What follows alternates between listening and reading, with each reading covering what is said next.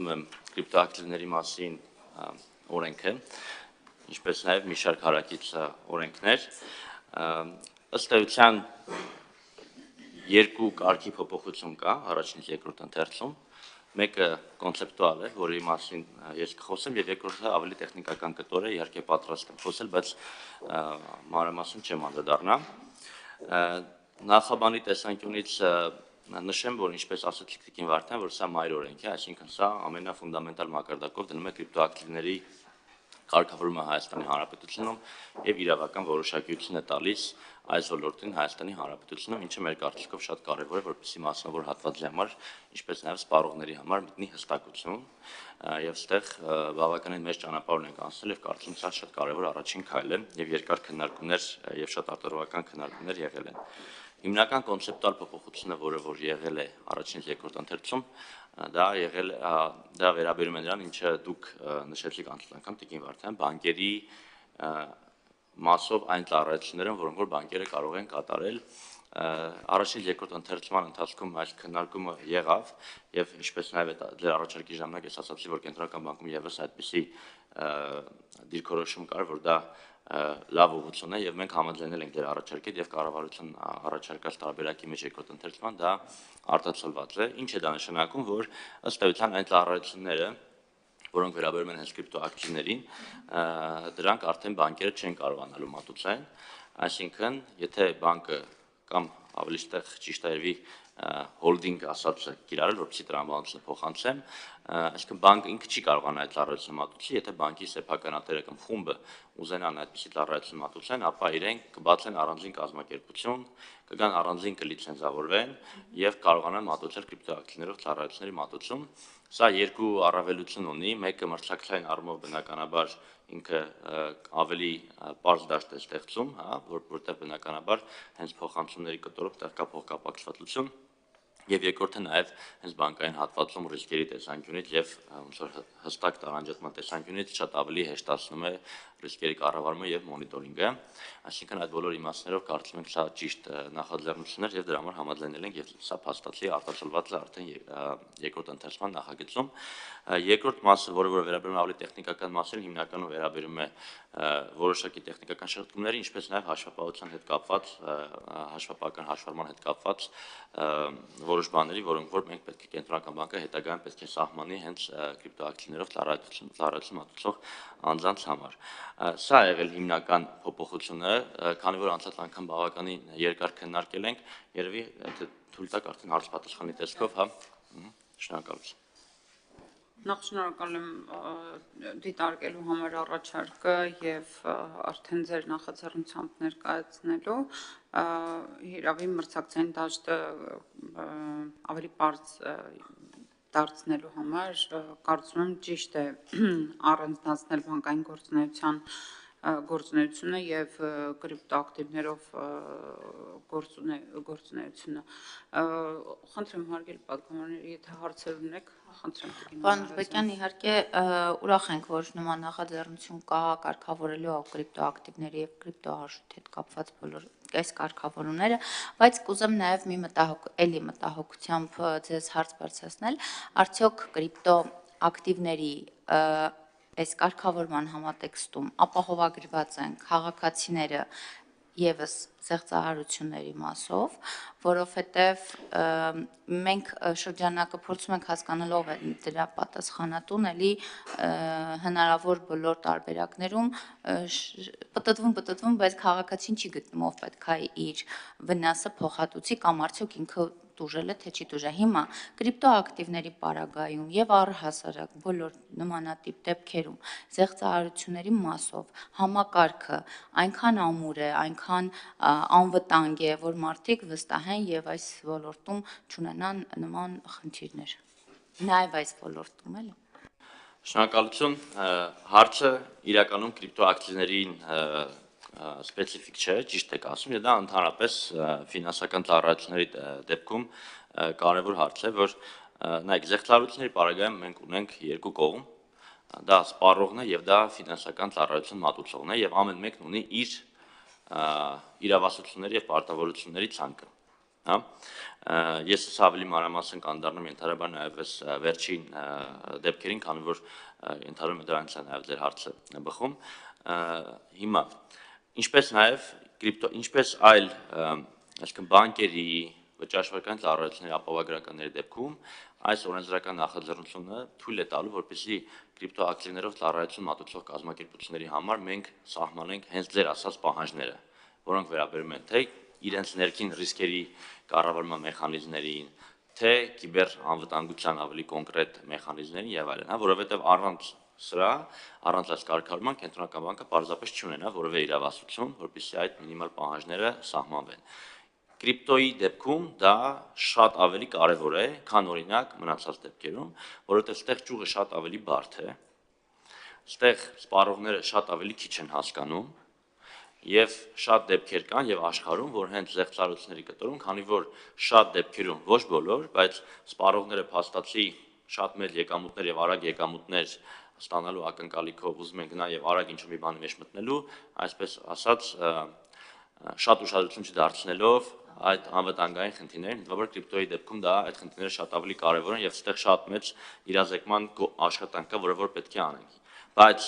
մենք մեր կարգավորումներով տարածելու ենք այդ անվտանգության կանոնները նաեւ կրիպտոակտիվներով ծառայություն մատուցողների վրա։ Ուզում եմ հիշեցնել, որ սա նաեւ շատ բուռն քննարկումների առարկա է եղել մասնավոր հատվածի հետ, քանի որ իրենք էլ ասում են, որ կարգավորումների շատերը շատ խրթին են եւ այդ հավասարակշռության հարցն է, որտեղ մենք այն ժամանակ դա էլ ասում ենք, որ այո, բնականաբար այսօրվա վիճակի հետ համեմատ, որ ոչ մի կարգավորում չկա, լինելու է դժվարություն, բայց հենց ձեր ասածը ցույց է տալի, որտեղ իմաստ ունի որոշակի բաներ դժվարացնել, որովհետեւ վերջի վերջում մենք գործ ունենք մարդկանց միջոցների հետ։ Հիմա կենտրոնական բանկի ամենակարևոր խնդիրը այն է լինելու, որ մենք հատկապես սկզբնական փուլում կարողանանք այդ process-ը ճիշտ կառավարենք, հա, այսինքն բալանսավորենք, որովհետեւ եթե շատ զգուշ լինենք, միանգամից պահանջները շատ խիստ դնենք, այդտեղ կարող է խնդիր ունենանք, որ փաստացի մասնավոր հատվածը չկարողանա արագ ճշգրտվել, բայց մյուս կողմից էլ չեն կարող թողել, հատկապես այս ոլորտում, հատկապես սկզբում, որ մեր բոլորի նպատակը այն է, որ այստեղ նորմալ ճիշտ ձևով հիմքերի վրա դրված ճյուղ գոյանա, հա, ոնց որ ամենասկզբում ինչ որ խնդիրների հետ ասոցացվի, դա լինելու է մեր տեսանկյունից մեր համար ամենամեծ խնդիրներից մեկը, այդ հավասարակշռությունը պահելը մենք բնականաբար երկու կողմներ փորձելու ենք հասկանալ։ Հիմա եւ այս մասով դա կրիպտոյի առանձնահատկությունն է, հա, իր նոր լինելը, այդ ավելի բարդ լինելը, բայց դուք շատ ճիշտ եք նշում, որ այդ զեղծարությունները իրանք արդիական են բոլոր դեպքերում եւ մենք այս վերջերս ունեցել ենք բանկերի դեպքում այդպիսի խնդիրներ, որին ես եկեք անդրադառնամ, որտեղ սա կարևոր խոսակցություն է։ Նախ կոնկրետ բանկերի զեղծարությունների պարագայում ամենաառաջի քայլը, որ կենտրոնական բանկը արել է, փաստացի կարճաժամկետ հատվածում բոլոր մարդկանց, ովքեր դարձել են զեղծարության զոհ, իրենց հարցը լուծվել է, այսինքն կարճաժամկետ հատվածում երկու բանկ 3 տարով, մի բանկ 5 տարով սառեցրել են բոլոր հնարավոր տոկոսագրողների հավաքագրում եւ այլն, այսինքն ոչ մեկին չի անհանգստացնում, մինչեւ իրավապահները փաստացի կպարզեն, թե ինչ է եղել։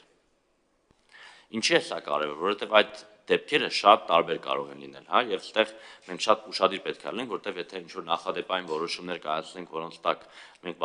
հիմնավորումներ չունենք, դրանք շատ երկարաժամկետ հետևանքներ կարող են ունենալ թե բանկային համակարգի, թե առհասարակ սպառողների համար։ Այսինքն, եւ այդ հայտարարությունները մենք ինքներս 5 շաբթ օրը տարածել ենք հայտարարություն, դրված են կոնկրետ բանկերի կայքերում եւս մեր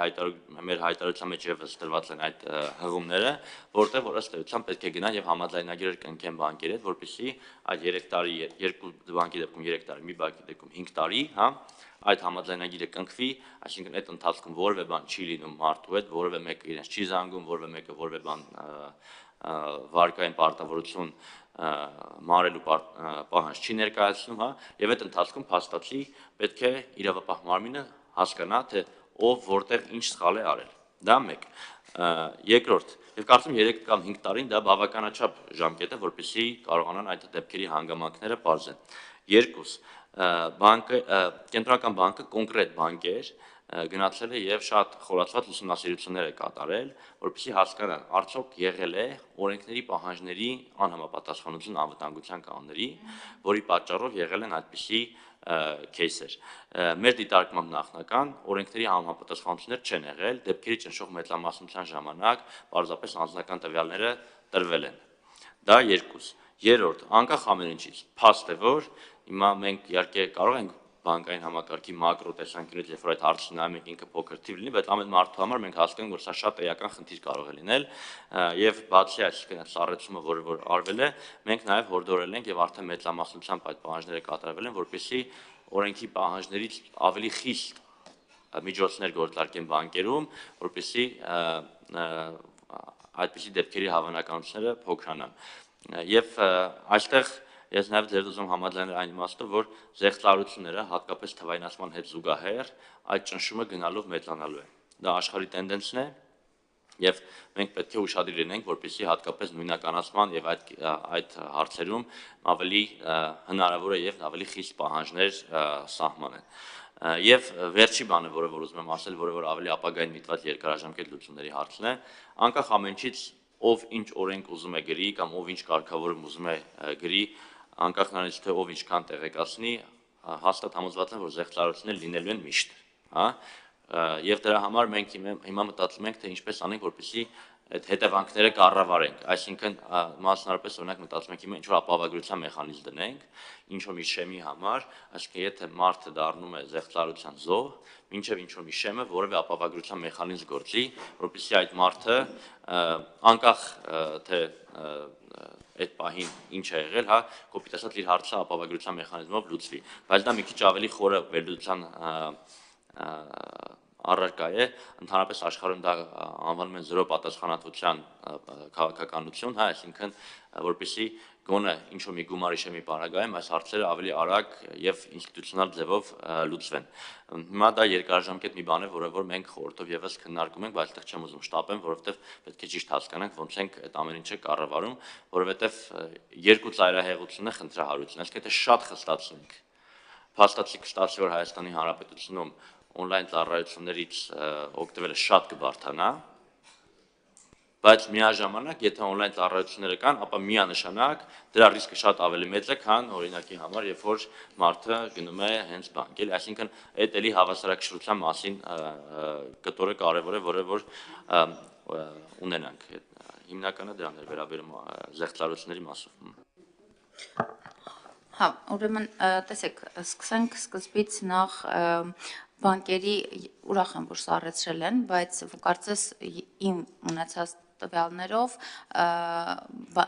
նշված բանկերը իրենց հայցողությամբ պետք է այսինքն ուսումնասիրություն անեն եւ որոշեին զեղծարության զոհ եղած անձին ում հրավիրեին այդ համաձայնագիրը կնքելու, ում չէ, որտեղ տվյալներն են, որ դեռ մարդկանց չեն զանգահարել, իսկ որոշ մարդկանց զանգահարել են։ Դա միգուցե տեխնիկական է, եկեք դա մի կողմ թողնենք, ամեն դեպքում ուրախ եմ, որ վերահսկողությունը ձեր կողմից կա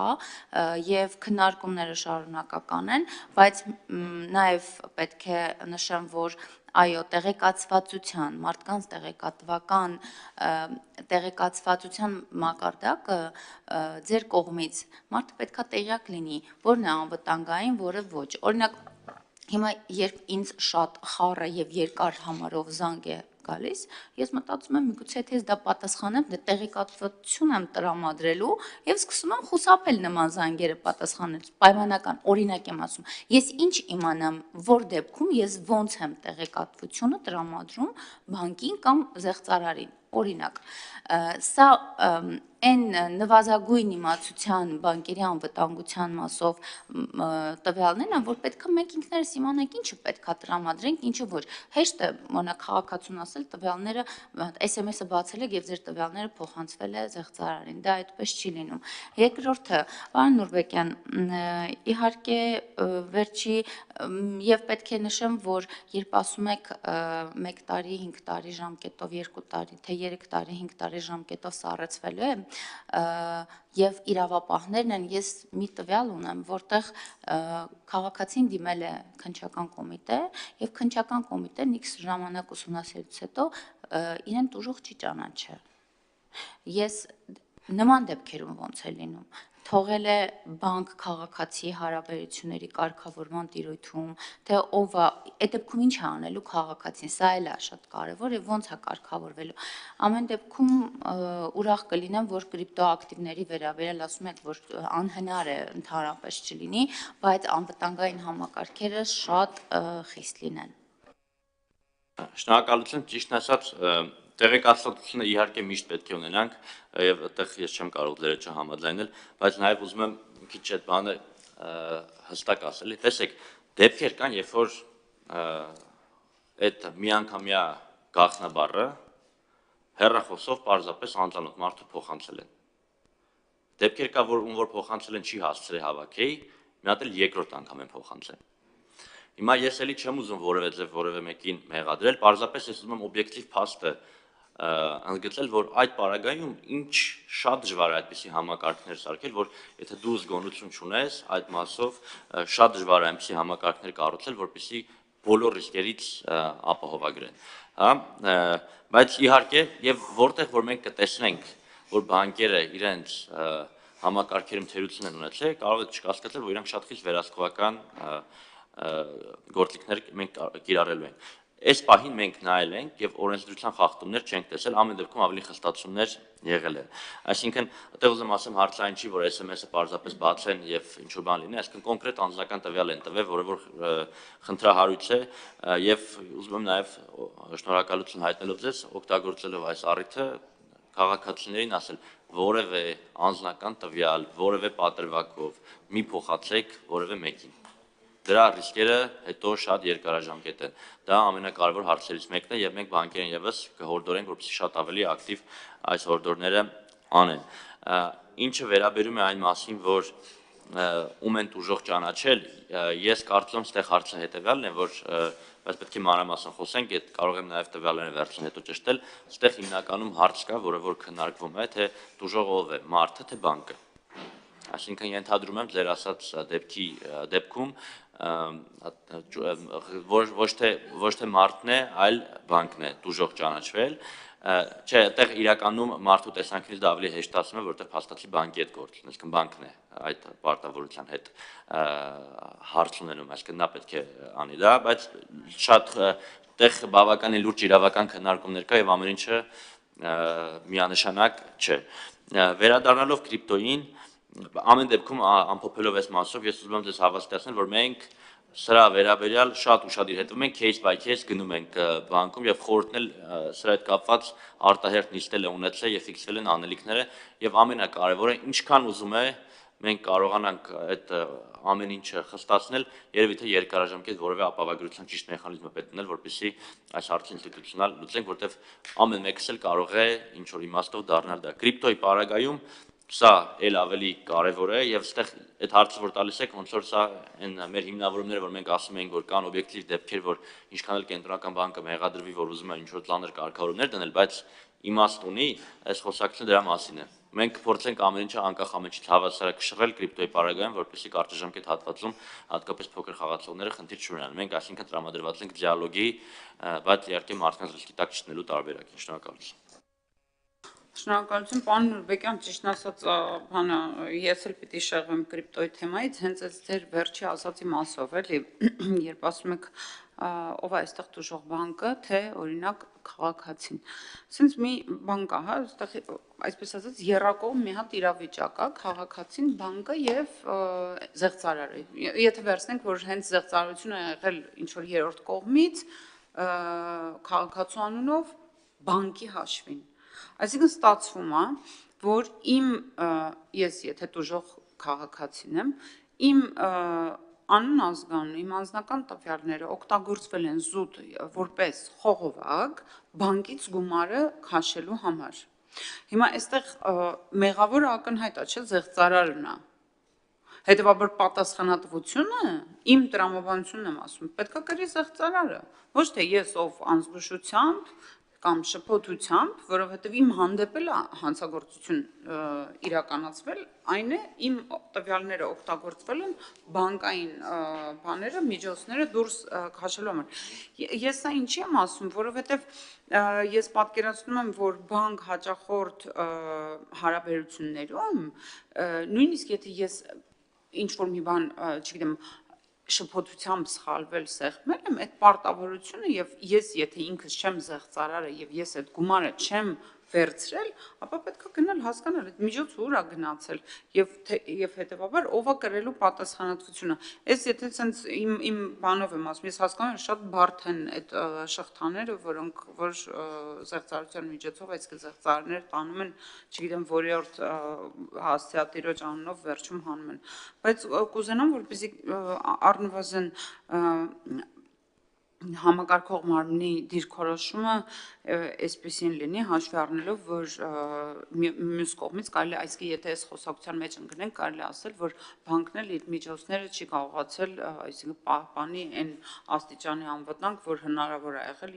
իրենից վարկային միջոց քաշել, թե ում անունով է, էլ արդեն էական չի։ Այս ուզում եմ ասեմ, որպեսզի բանավեճ չլինի, պետք է հստակ հասկանալ ով է զեղծարարը, ով է մեղավորը եւ ուրա գնաց է միջոցը, էլի։ Շնորհակալություն։ Այո, այսինքն այդտեղ որևէ երկրորդ կարծիք չի կարող լինել, որ վերջնական պատասխանատուն դա զեղծարարն է եւ ձեր ասած այդ շղթաները պետք է շատ մանրամասն ուսումնասիրվեն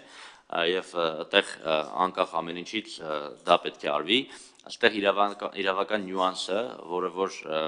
մենք ինչ մասին մենք խոսում ենք, վերաբերում է նրան, թե փաստացի ով է լինելու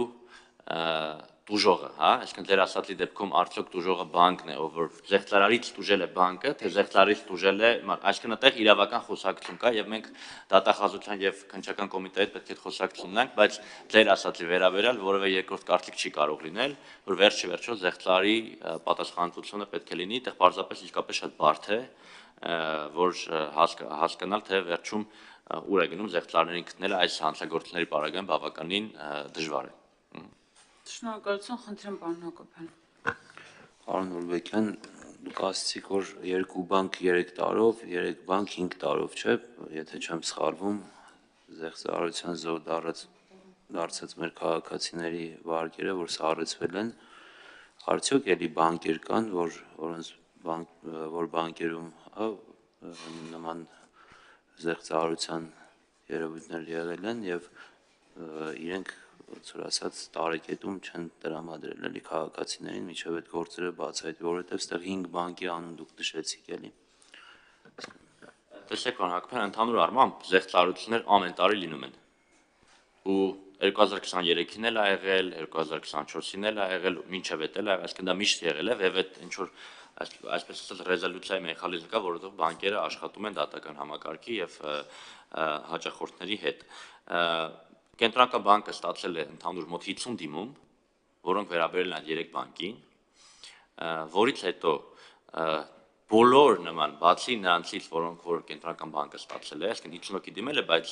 այդպիսի զեղծարարությունների զոհ եղել է ավելի շատ մարդ։ Եվ այդ մեր ասած, այդ իմ ասած որոշումները տարածվում են շատ ավելի շատ մարդկանց վրա, ոչ միայն մարդկանց, ովքեր որ կենտրոնական բանկ դիմել են, եւ կենտրոնական բանկի կայքում դրված այդ հաղորդագրությունը ես առաջարկում եմ նաև լսողներին, որպեսզի գնան եւ նաև այդտեղ բանկերի այդ հղումներ են դրած, որպեսզի տեսնեն, թե իրենք ինչ պետք է անեն, որպեսզի այդ համաձայնագրերը կնքեն։ Այսինքն կենտրոնական բանկ դիմաց 50 մարդու այդ դիմումների հիման վրա կարծեմ ավելի քան 500 հոգու վերաբերյալ որոշում է կայացվել։ Հա, եւ դա նշանակում է, որ մենք կոպիտ ասած մենք փորձել ենք սխալվել ավելի մի քիչ շատ մարդ ներառելու, քան քիչ մարդ ներառելու ուղղությամբ։ Բայց այս զեղծարարությունների մասին ինքը միշտ եղել է, այսինքն 2023-ին էլ եղել, 24-ին էլ եղել, պարզապես կոնկրետ այս ալիքի պարագայում, երբ որ տեսել ենք, որ կոնկրետ ինչ-որ մի մեթոդաբանություն կա, դրա համար առանձնակի վերաբերմունք ենք ցույց տվել։ Էլ եմ ուզում ասեմ, երկարաժամկետում ճիշտ կլինի ավելի ինստիտուցիոնալ մեխանիզմներ դնել ինչ-որ մի ապահովագրության տեսքով։ Շնորհակալություն։ Փոքր արձագանք եմ, պարոն Նուրբեկյան, անցած նիստի ժամանակ, անցած հանդիպումներից մեկի ժամանակ ես ասացի, որ արդարացի հա մեր հայրենակիցները դժգոհում են, որ երբ դառնում են զեղծարարության զոհ, դառնալուց հետո հա իսկ զանգ է գալի իրենց եւ ասում են, որ ձեր անունով վարկ է ձևակերպել։ Ես կուզենամ ձեզ այս հանգամանքին ուշադրություն դարձնեք այդ լրացուցիչ գործիքակազմը, որ ավելացնեք, թող միջև վարկը ձևակերպվել է այդ զանգը գա եւ ժամանակ ինչ որ տևի, մի օր կամ երկու օր նամակ գա, նոր հնարավորություն ունեն այդ վարկը ստանան, էլի, որպեսզի այնպես չլինի, որ ինչպես արդարացի դժգոհում են մեր հայրենակիցները, վարկը ձևակերպվում է եւ հետո զանգում տեղեկացնում են, դա դուրս չի նայվում, էլի, շատ հաճախ լինում է, որ ասում են ոնց որ պայմանավորված բանկի հետ իրենք համատեղ այդ զեղծարարությունը անեն, այդպես տպավորություն է լինում մեր հայրենակիցների մոտ, էլի, իսկ Շնորհակալություն, տեսեք, ես այստեղ ուզում եմ բացարձակ օբյեկտիվ իրականություն ներկայացնել, որովհետև ամեն պատմություն ունի երկու կողմ, որովհետև օրինակ ձեր ասած տարբերակը ինչ որ մի տարբերակի մի քիչ ավելի բարդացնել, նախապես կոպիտ ասած այլ ավելի բարդ մեխանիզմներ դնել, որը որ կստացվի, որ վարկ ստանալը դժվարացնում ենք, օգուտը կլինի այն, որ որևէ ավելի անվտանգ միջավայր ենք ապահովում, դա հավասարակշռության հարց է, երկիր կա, որ ընդհանրապես on-line վարկ ստանալը արգելում է, այդպես երկիր է կա, հիմա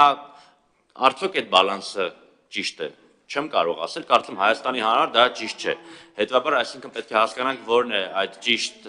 պետք է հասկանանք թե որն է այդ ճիշտ մեխանիզմը, անել ձեր ասածը մի տարբերակ է, այո, ինչ որ այսինքն նախապես ինչ որ այլ բաներ անելու, խիստ նույնականացումը մի կարևոր տարբերակ է, որտեղ նաև թվայնացման օրակարգում մենք ունենք, որ նույնականացումը եւ հենց եվրոպական ստանդարտներով նույնականացումը հենց թվայնացման հիմքն են եւ մենք պլանավորում ենք բանկային համակարգում եւս այդ դա կիրառել, այսինքն կոնկրետ ձեր ասած մեթոդին չանդրադառնամ, բայց ընդհանուր առմամբ մենք փորձենք այդ բալանսը պահենք, որպեսզի այդ հարմարությունները մի քիչ քչացնելով անվտանգությունը ավելացնենք, անկախ ամեն ինչից ես մի բան եմ ուզում ասել, որ սա էլի նշելով, որ ամեն մարդու համար ես հասկանում եմ, որ դա մեծ խնդիր է, բայց համակարգի կայունության տեսանկյունից սա համակարգային խնդիր չի եղել, այսինքն որևէ բանկի, որևէ կիբեր հանցագործության զոհ չի դառել որևէ բանկի համակարգերը չեն կոտրել, այդպեսի քեյս չի եղել, այսինքն այստեղ կարևոր բան է, որովհետեւ ավելի ընդհանուր մենք հասկանանք, որ սա ֆինանսական կայունության խնդիր չի, սա ասենք 0.1%-ից քիչ ակտիվների մասին է խոսքը գնում, էլի որևէ կերպ չնսեմացնելով ամեն մարդու խնդրի չափը, դրա համար մենք փորձում ենք կոպիտ ասած այդ բալանսը պահել մարդկանց հարցը լուծելով, ձեր ասածը բնականաբար հաշվի կառնենք օրինակ մեթոդներից որպես մեկը, շնորհակալություն, այլ հարցեր Եթե չկան հարգելի գործընկերներ, մասնավորապես վերջի քննարկումը օրենք այդ բանը անուղղակի կապ ուներ, հետևաբար առաջարկում եմ նախ հեղինակի կողմից ներկայացված առաջարկները քվեարկենք, հետո արդեն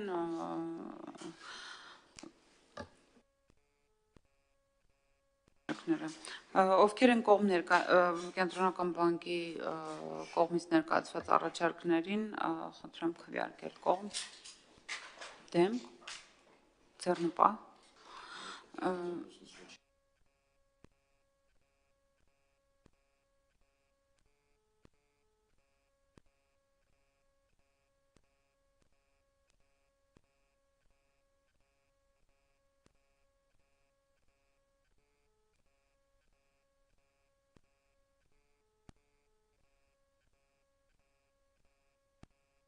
Ամեն դեպքում այս պահին մենք նիստերի օրակարգ ընդգրկել չընդգրկելու համար չենք քվեարկելու ենք ուղղակի արդեն լրամշակված տարբերակի նախագծին, հետևաբար ովքեր են կողմ նախագծի լրամշակված տարբերակին, շնորհակալություն, դեմ, ձեռնպահ, շնորհակալություն պարոն Նուրբեկյան, անցնում ենք վերջին հարցին, այն է կենտրոնական բանկի բանկի գործունեության մասին տարեկան հաղորդումը մենք կլսենք, որը նույնպես կներկայացնի պարոն Նուրբեկյանը, խնդրեմ պարոն Նուրբեկյան